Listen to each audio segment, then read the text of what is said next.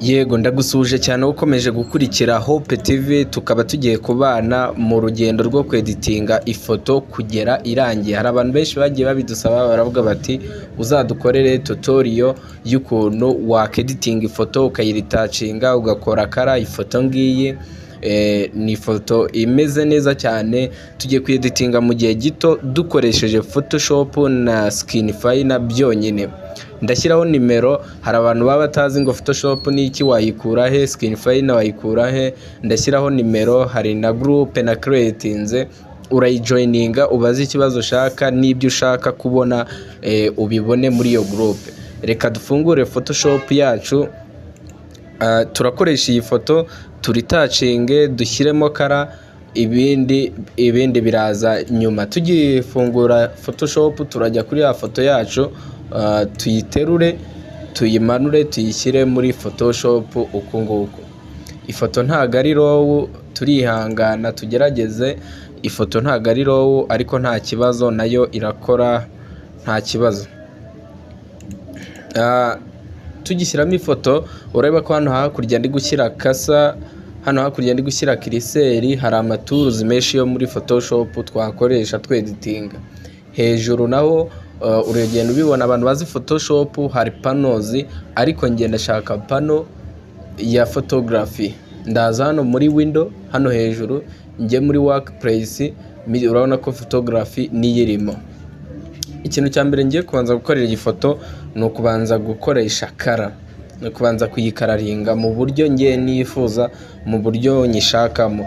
Abantu batari kumva kara icyo ari cyo, ni kararinga ubwo navuga ko ari nko kuyiryoshya mu buryo bwo ubibonamo uyireba ukavuga uti iyi foto irakeye, ariko mu mabara.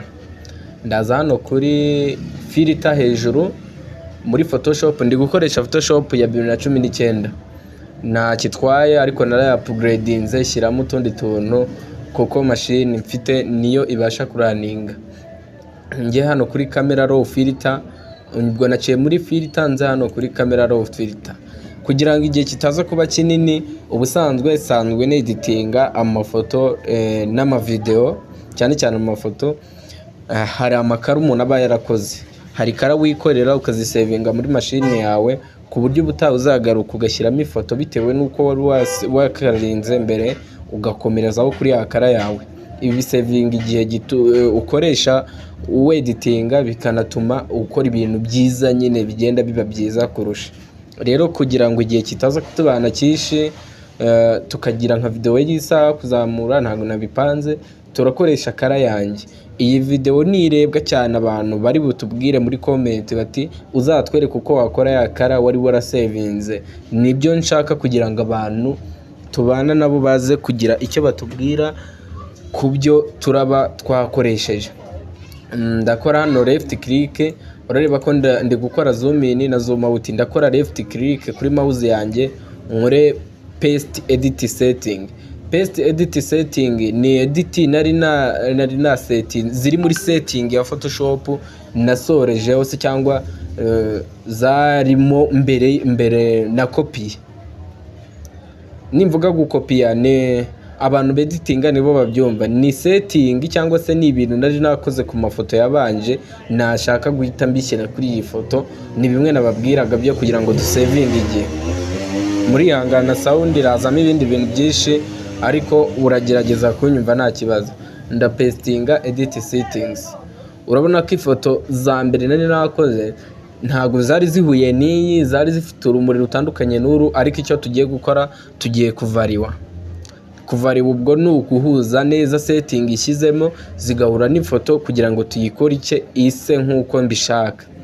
Ntago mvuga ngo ndakora ifoto nk'uyu cyangwa ndakora ifoto nka ya yindi, wapi.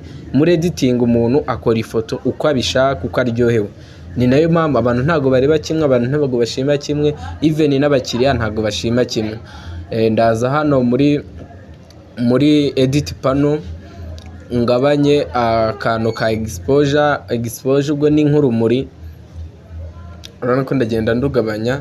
Ikindi video yanjye uyirebye, sorry gato, iyi foto yanjye uyirebye irimo ikintu cy'umuhondo cyane, irimo umuhondo cyane n'icyatsi cyinshi.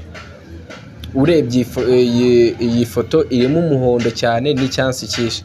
Ndaza hano muri temperature ngabanye agahondo wenda nshyire nko kuri -11, ubundi nze kuri tint nyishyire kuri -7 at least, yabibaye nyinshi cyane nshyire kuri -12, ubundi nze nongeremo aga temperature wenda nshyire nko kuri +10, ubundi contrast ngire wenda 23, ngabanya aga saturation ho rimwe cyangwa kabiri nta kibazo, nongera aka vibration ho 11. urabona ko iyi ni before, iyi ni after ya video, iyi ni before, iyi ni after ya video y'amafoto. Please, hari ukuntu njya mbivanga bitewe n'uko nkunda kweditinga na video cyane, rero urihangana nimbivanga uraba uri kumva icyo nshatse kuvuga. Abantu bari gukurikira sound yanjye hari buzemo ibindi bintu byinshi bituvangira, ariko nkeka ko turayikora neza kuruta. Ndi kugenda nongera akamuri, ariko ntabwo byoroshye. Ndaza hano muri Color Mixer,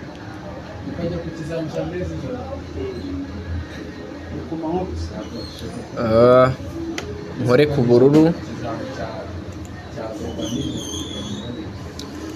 ubundi nze hano muri hangana. Ntabwo ndi busobanure kararingi cyane bitewe n'uko hari uko ngishaka kuyikararinga, ntabwo ushaka ko tubitindaho. Ngenda shaka kubereka uko twayitangira tugiye kueditinga, tukanaritacinga, tugakuraho ibiheri.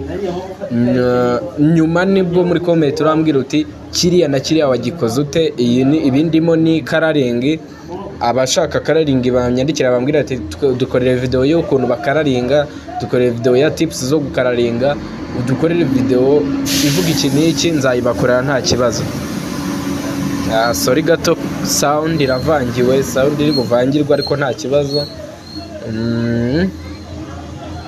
Abantu muri kureba iyi video, iyi foto iyi ni before, uko niko twayifunguye imeze. Iyi ni after ndi ku editing. Iyi ni before, iyi ni after. Mu musatsi urabonamo akantu kameze nkaho imisatsi ijya kugiramo imvi z'umweru. Iyi misatsi ijya kugiramo ibintu by'imvi z'umweru. Niyo uri gukoresha keyboard, nge nkoresha keyboard ya internal, ukanda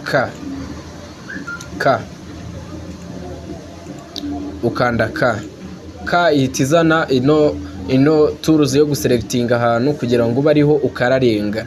Ni mask ya selection. Ndayongera hano size, ubundi selecting uyu musatsi wahindutse imvi.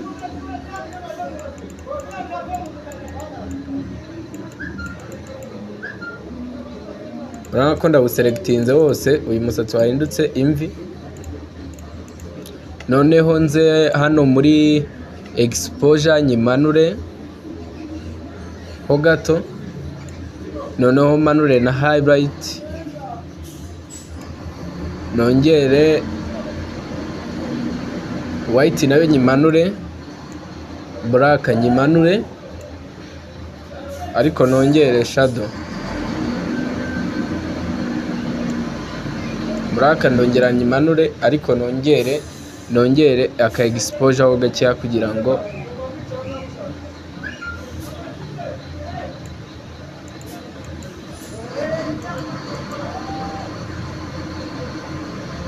ego. Hanyuma ndashaka no kuyigira nto cyane kugira ngo nkore no kungohe naho hakorweho nk'uko ndi gukora ahandi. Ndazamura gutya, urabona ko ihita yikoresha automatically kuko setting nazishyizeho. Even na kujisho si cyane nkora, ariko okay, uku niko shaka ko ifoto yanjye iraba imeze. Ikindi hano ndashaka ko hakamuri cyane, hakabura urumuri, basa nk'ahijimyemo ukuntu.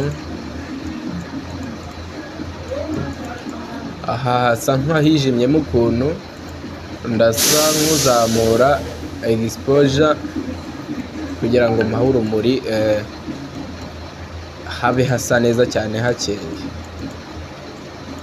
Ibi ndi gukora ni ibihwanye nuko nifuza ko ifoto yanjye iraba imeze.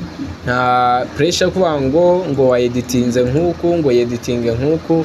Iyo pressure ntago wayigira iyo uri kweditinga video cyangwa se uri kweditinga amafoto. Ukora ibyo ubona ushaka bikunogeye, nicyo bita editing. Ntabwo bavuga ngo wayikora nk'uyu, ngo wayikora nk'uku, ngo akabaye wayikoze nk'uku. Ibyo ntabwo bikoramo. Ukora edit bitewe n'uko ubyumva, bitewe n'uko ubyifuza, bitewe n'amahitamo yawe. Ubu tuvugana ndangije igikorwa cya coloring ku buryo nifuza. Iyi ni before, iyi ni after. Iyi ni before, iyi ni after. Before, after. Ndangije ndakirika OK. Nimara gukirika OK ndategereza gatoya loading. Urabona ko ifoto yanjye ije muri ubu buryo.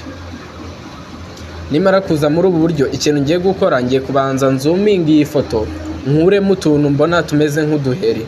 Ndakirika hano kuri ino tool ya zoom tool, zooming in kugira ngo mbone buri kantu kose uko ngashaka. Nimara kukabona nze kuri iyi tool ya punch tool, uselecting agaheri ubona kari ku ifoto, ushyira hakurya hatari agaheri. Uselecting ahantu hari agaheri, ushyira hatari agaheri. Selecting ahantu hari agaheri, ushyira hatari agaheri. Ibi ni ibintu nakora kugira ngo ukuremo utublemishes cyangwa se utuntu tw'uduheri tuba turi ku ifoto, bimwe byatuma ifoto yawe editinga ntiryohe. Hari abantu bakoresha uburyo butandukanye kugira ngo bakureho utuduheri. Nta buryo ngomberwa bwo gukoresha ngo ukureho ibiheri ku ifoto wapi. Umuntu akoresha uburyo ki ashaka bitewe n'amahitamo ye, bitewe n'uko abyifuza, bitewe n'amarangamutima, bitewe n'ubumenyi afite. Photoshop igira inzira nyinshi cyane. Ngiye nahisemo gukoresha iyi niyo nzi. Niba hari nawe inzira uzi wayidusangiza muri comment, tukazayikoresha tugahugura abantu ku bijyanye no kweditinga amafoto. Mu minsi iri imbere tuzabereka uko bashutinga amafoto, uko bayafotora, aba amafoto ya shoot, aba amafoto y'ibiganiro, aba amafoto yo muri studio, aba amafoto yo hanze, amafoto yo mu bukwe. Byose tuzabibereka, ariko bizajya biterwa n'abantu icyo bagiye badusaba. Ugenda ukirika kuri ka kantu kawe kagaheri, ukagaselecting ukoresheje iyi punch tool, noneho ugahita ujyana ahatari agaheri. Urabona ko ndaselectinga njyana ahatari agaheri. Iyi ni layer yanjye, urabona ko mfite layer imwe. Layer ni ngo abantu bateditinga cyane bihangane, batazi Photoshop bihangane, kereka ni mu bitubwira ko mushaka kuyiga duhereye hasi from scratch, tukayiga yose. Layer uhita uyumva ni nka navuga ko ari ni nk'imbumbe y'ikintu uri gukora, niba ariko nabyita, sinzi niba mu kinyarwanda byaba bivugitse gutyo. Ibintu byose ndi gukora ndi kubikorera kuri aka kantu k'akareya. Ni nayo foto yanjye. Urabona ko nkanze kuri aka kajisho, ariko ndabanzanye nkanze kuri aka kantu, ifoto yita igenda. Rero layer ni nk'imbumbe y'iyo foto, ni nk'iyo foto n'ubundi muri rusange nibigize iyo foto. Ndakomeza nkure utu blemishes.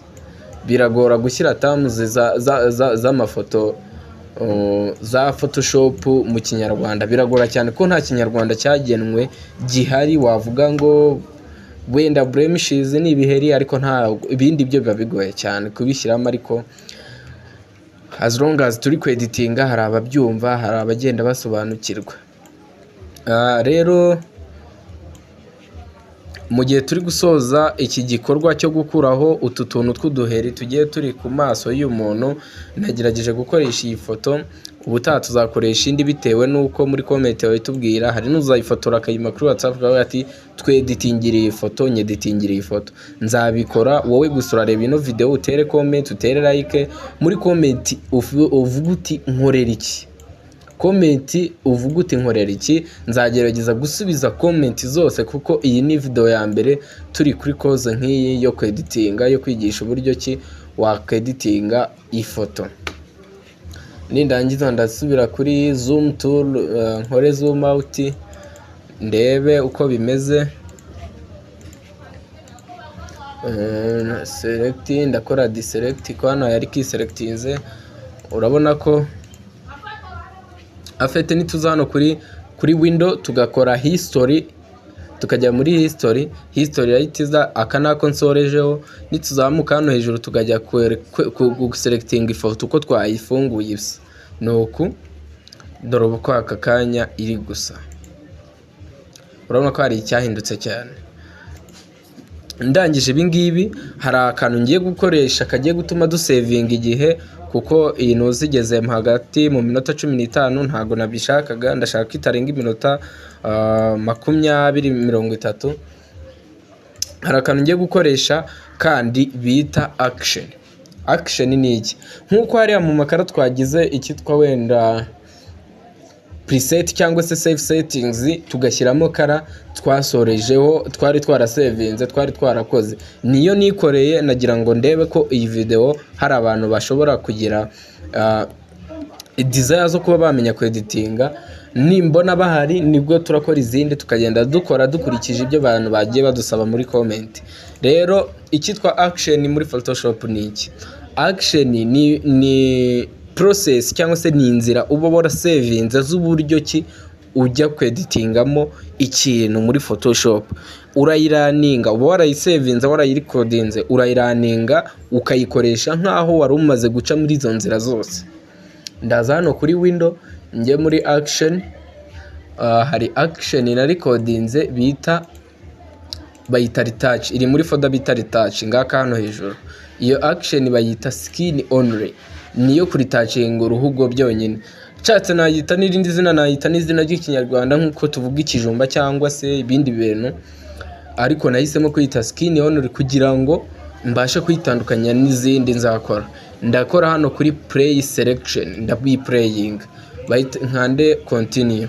Urabona ko hano mu mare hari ibintu byinshi nayikoreyeho, iragenda irimo amafilter, irimo ama blur, irimo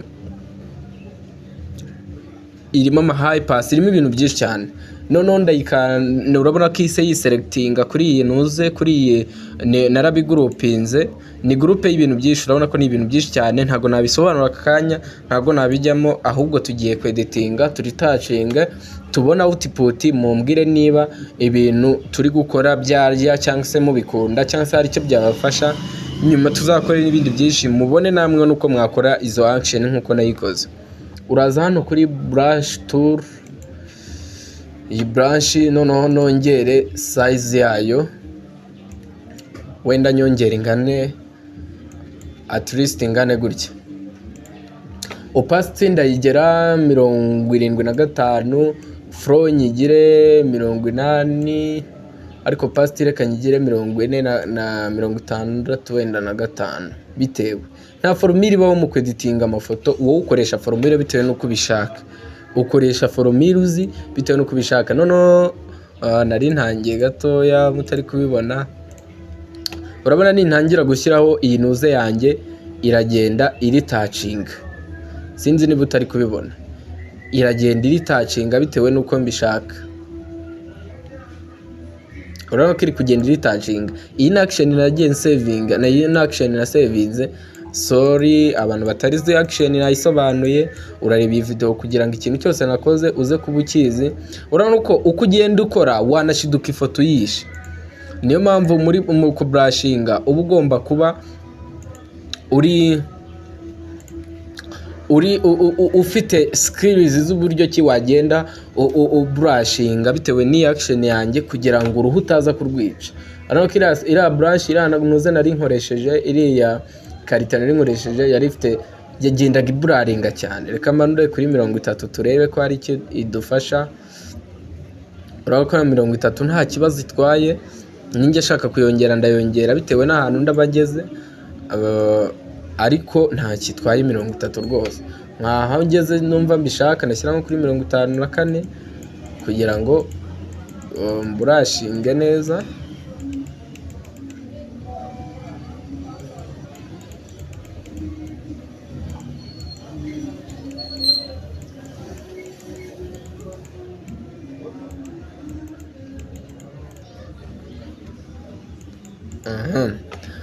ibi nabyo dore before dore after. Ibi ndi kubikora ariko uje nka hano kuri opacity ushobora kugabanura opacity ya yino nuze ndi gukora, yino editing ndi gukora, ubona biri gupika cyane, uri gukuraho ibiheri cyane bigapika, niba ariko nabyita.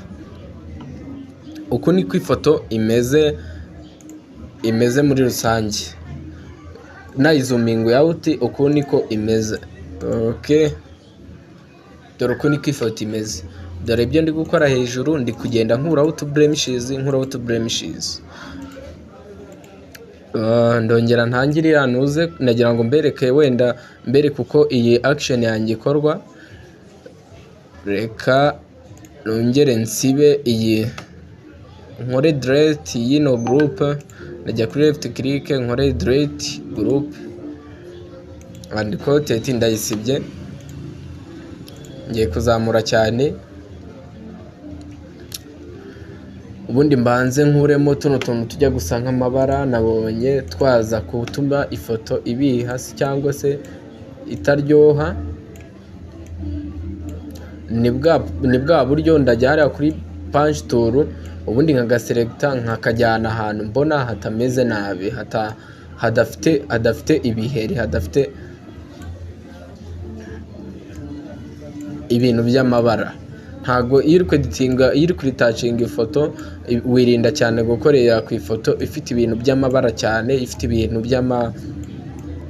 donc ntago wa retouchinga uruhu ruriho ama blemishes ubwo ni nk'ibiheri cyangwa se amabara, ukuntu ubona hari ukuntu bitari kuryoshya ifoto. Ndagerageza mbikureho vuba na vuba kugira ngo bitaza kubarambira. Iyi video ndakora ibintu byose, ahubwo nimwe muri bumbwire muri comment iti ugiye kudukorera video udusobanura kuri aka kantu, udusobanure kuri iki kintu, dusobanure step by step, dusobanura akantu kamwe ku kandi k'uburyo wakeditinga amafoto yawe agacya neza cyane. Noneho ndaza kuri ya action yanjye, nyi selecting ubundi nyiraninge, nkore continue. Okay,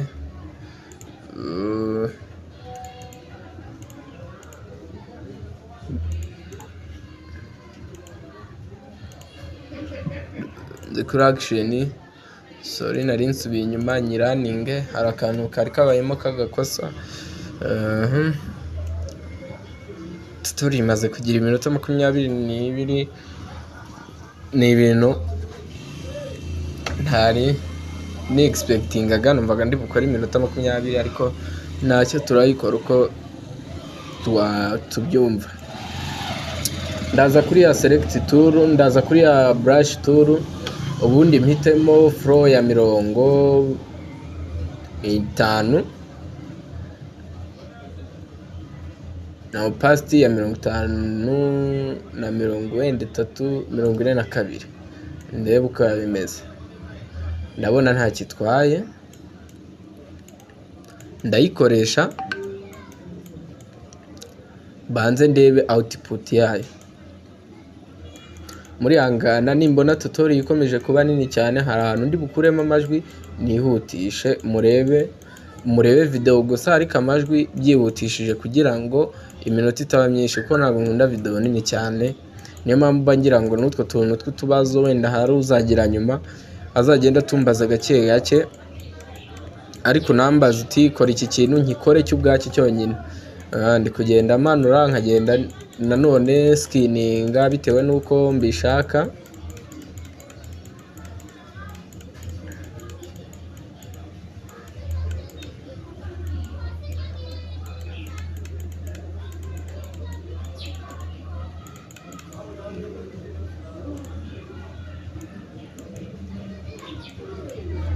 Nkwibutsa ko nta buryo buhamwe buvuga ngo editing ifoto muri ubu buryo, ngo iri ni ryo tegeko ryo kweditinga amafoto, aho baba bakubeshye. Buntu editing Photoshop ni nini cyane, even hari n'abantu badakoresha Photoshop beditinga amafoto, bakoresha andi software cyangwa se andi application beditinga. Abazungu bafite ibintu byinshi batuzaniye, nka Photoshop tuba dukoresha ni iy'Abarusiya, ariko hari izindi ntuza nyinshi cyane zeditinga amafoto zitwa za Lightroom, hari n'abakoresha AI beditinga amafoto. Ntabwo biba ari bibi nabyo, biterwa n'ukuntu umuntu abishaka. Ndamanura ni kugerageza gukora mu buryo bwihuse, niyo mpamvu ni kugerageza gukora mu buryo bwihuse, niyo mpamvu hari naho ntari buyiryo cyangwa nk'uko mbishaka, ariko ndayambereka ko ibintu bishoboka ko mwabimenya, ko wabihaye umwanya wabyiga wabyikorera. Ndetse n'abashaka gutangira kwiga uburyo wakora muri studio, abashaka gutangiza studio, abashaka kujya bafotora, abashaka kujya biga kweditinga, twabana. Sibye ko ushobora no kumvugisha nkabikwigisha inbox cyangwa se duhura, ntabwo mbaca menshi cyane. Ndagerageza editing vuba na vuba kugira ngo igihe kitaza kumfata.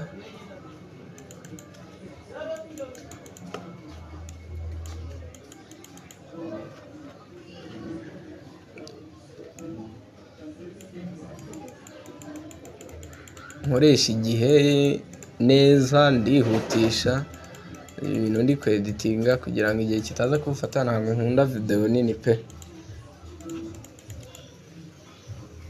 Nkore zoom out. Video yaje, foto yajemo amabara menshi, ariko ntacyo, nuko turi kwihuta.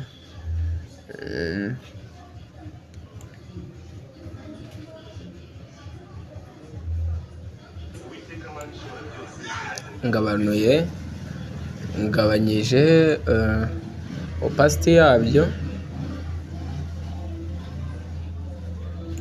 uburyo byagaragaraga.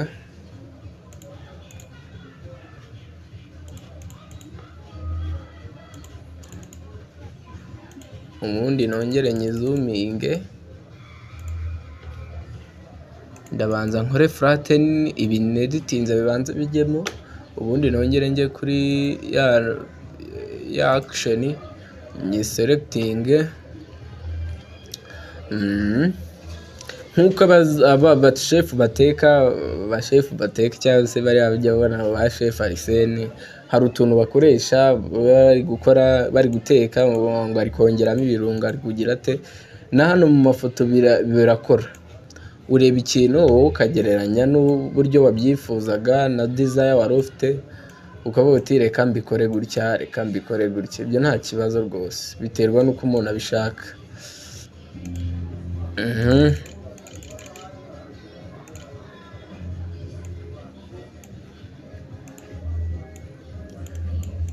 Noneho ndi kongeramo nanone ikirungo nk'uko bajya babikoresha bari abandi bantu mujya mwumva. Nicyo kintu nashobora gukoresha mu Kinyarwanda wabasha kumva neza usobanukiwe.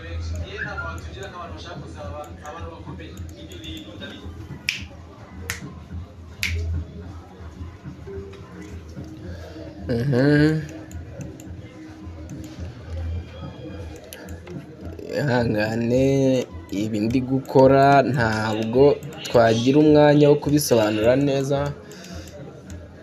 kubisobanura neza byose muri video imwe, cause byaba byinshi cyane, hari n'utamenya ngo biravaye birajya he. Ariko wowe kubyo nakoze byose utorema akavuga uti ntangirira nyereka uko wakoze kari akantu, mbanze nkamenye iba ariyo base mbanza kuba mfite, ibanze inyinjiremo. Icyo kintu cyamfasha cyane. Umbwiye uti nyereka uko wakoze kari akantu, kiriya kintu kibanze kingeremo, kinyinjiremo neza, tubone uko tuzakomeza mu bindi. Ibyo bintu byamfasha cyane. So ku bantu bari burebe video bakayirangiza, abantu bari buyirayikinga, abantu bari buteremo comment, ndasoma comment zose kandi nzazisubize. Imana izadufasha tuzisubize zose. Comment ziba ari nyinshi bitewe nuko yitewe iyo video irebwa cyane, ariko byaba byiza tuzisubije zose kubera ko bifasha umuntu wazitanze. Ariko byihutirwa cyane ushaka ko kumbwira byihutirwa cyane wanyandikira, ndasigaho nimero zanjye muri video, ndasigaho nimero ariko sina ngombwa ko turindira nimero zanjye, reka mbanze nzishyiremo hano mu ifoto byakunda nabyo. Sorry nari mfunguye ikindi kintu. Kunda nimero ni 07 917 07 201. ubwo abatangiza tumenyetso ni +07 917 07 201. ndahita nzisiba. ni uko Photoshop igira ibintu byinshi, wakeditinga ibintu byinshi, wakora ibintu byinshi.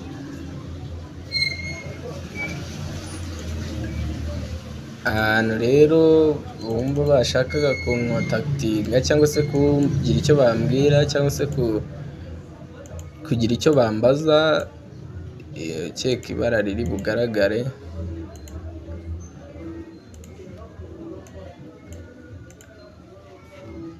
iri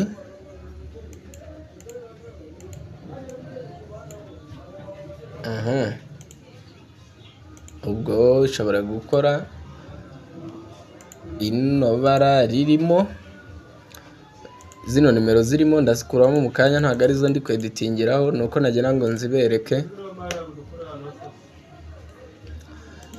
Ifoto yacu iri kugenda iryoha gake gake. Nimero reka tube tuzihidinze kuko ntabwo turi kuzikoresha, ntabwo ziri mu byari byatuzanye. So ndakomeza nkore neditinga kuri iyi foto, nkomeze nkoraho ku bijyanye na skin. muri hangana sound ntihazamo sound z'abandi zirabaderangira, ariko nta kibazo. Just focusinga ku byo turi kuvuga, ku byo turi kweditinga. Ku munwa naho turakoraho. So turaritacinga njye no ku maboko.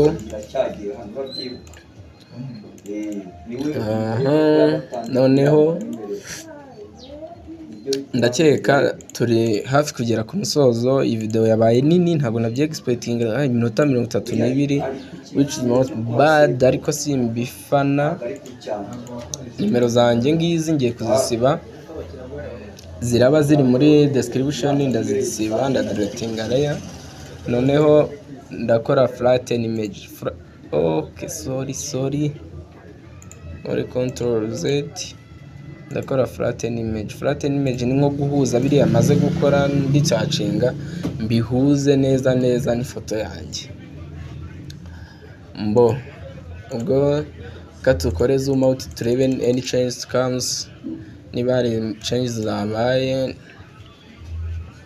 Uyu muntu yari afite uruhu rusa nkaho rufite ibiheri byinshi, niyo mpamvu uri kubona hasa nkaho harimo amabara gusa. Turagerageza, we try our best kabisa, nta kindi.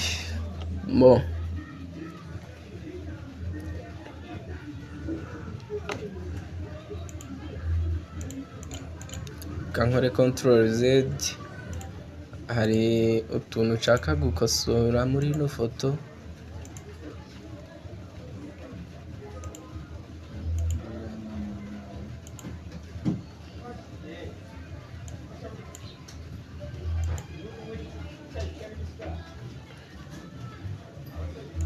Okay, reka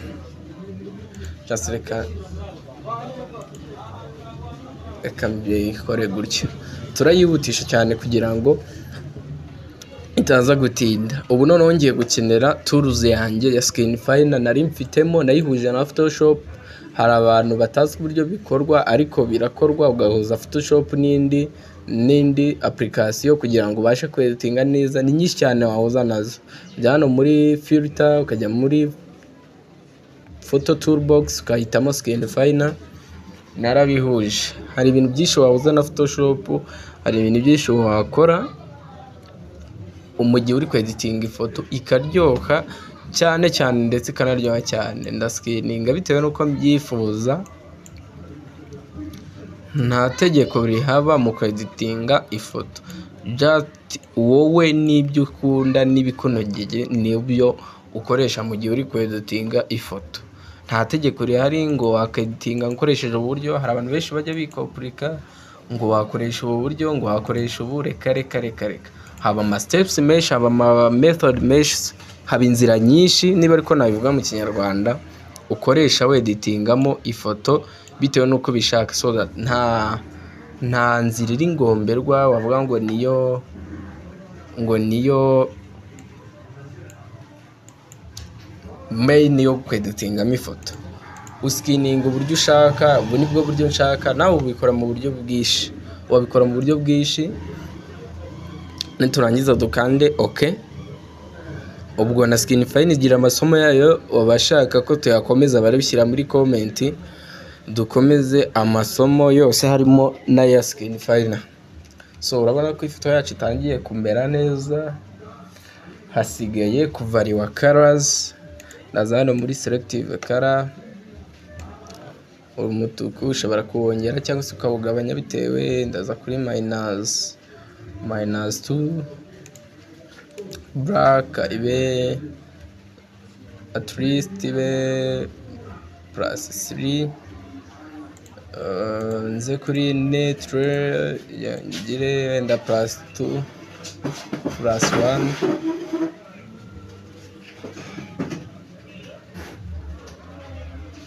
+1. So ubundi nsubire kuri black, nshobora kuba nashyizemo black nyinshi. Ndaza kuri +1, ubundi njye kuri blue. Umusatsi ngomba kuba ari umukara, blue ikavamo, ariko nayishyiramo. Ubundi njye kuri yellow,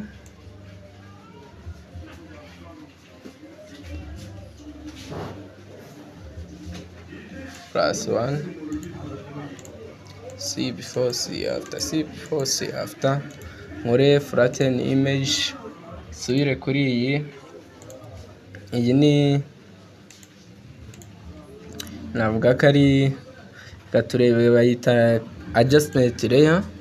Njye kuri color lookups, hari amakara aba ari built-in muri Photoshop, navuga bari built in cyangwa se aba yarakoranwe na Photoshop. We gusa uhitamo kara ukayivara uko ubishaka, ukishyiramo ntago aba asa neza bitewe, ariko uragerageza ugahitamo ikunogeye, nyuma ukaza kuyivariwa. Ndashaka kuvariwa ka, ndagabanya opacity yako ibe at least 19, 20,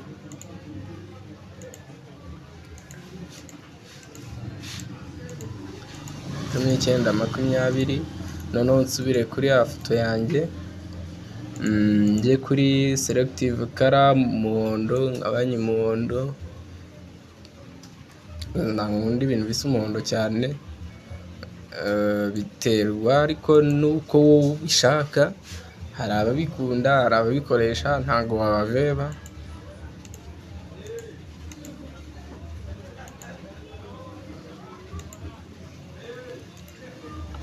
Nkore flatten image,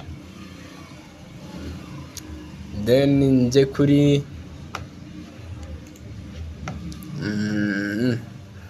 ubushaka nasubira kuri camera raw filter,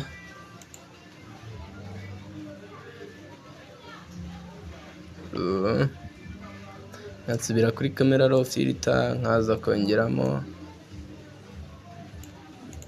akantu k'ubururu, press OK. Then nsubire kuri Skinfine,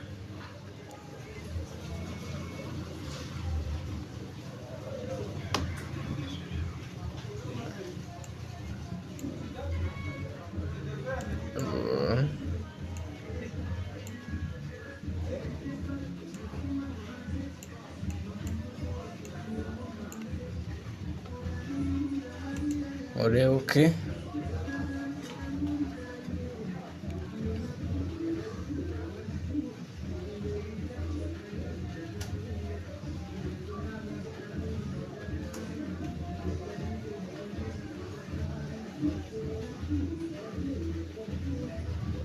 urabona ko ifoto yacu irakeye bitewe n'uko nabishakaga, bitewe n'uko nayiditinze. Kugira ngo urebe uko yari imeze mbere, ndaza hano nyiselectinge nyimanuremo muri Photoshop, ubundi nkore OK. Ubu niko yari imeze mbere ntarayiditinga, then uku niko imeze. Uku niko yari imeze ntarayiditinga, uku niko imeze. Uku niko yari imeze, uku niko imeze. Abantu bashaka kubireba wenda iri hakurya kugira ngo babitandukanye, ndongera njye kuyiselectinga nyimanure muri Photoshop nyishyire hakurya.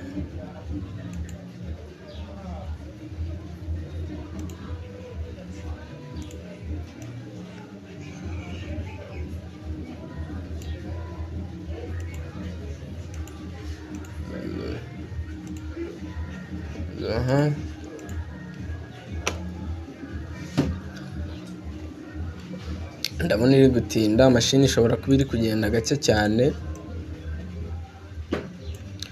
ariko nshobora gukora comparison. Nkanze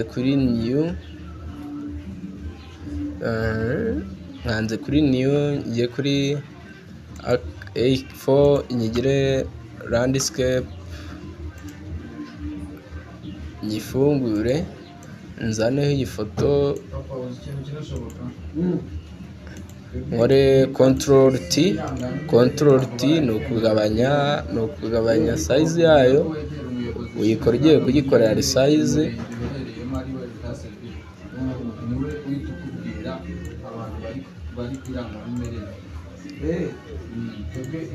noneho njye kuzana na ya foto nayo ndayizana nyishyiremo muri Photoshop.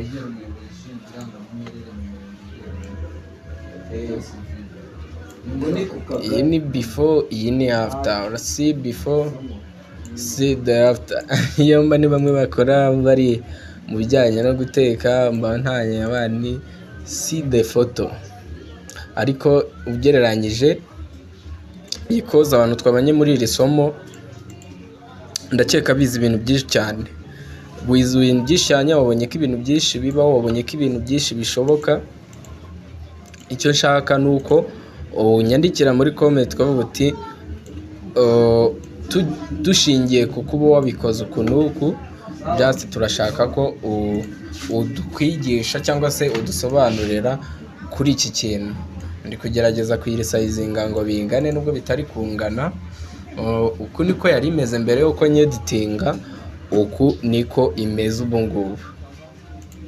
Urabona ko ni ifoto ikeye neza cyane, sinzi niba muri kubibona, irakeye neza kabisa.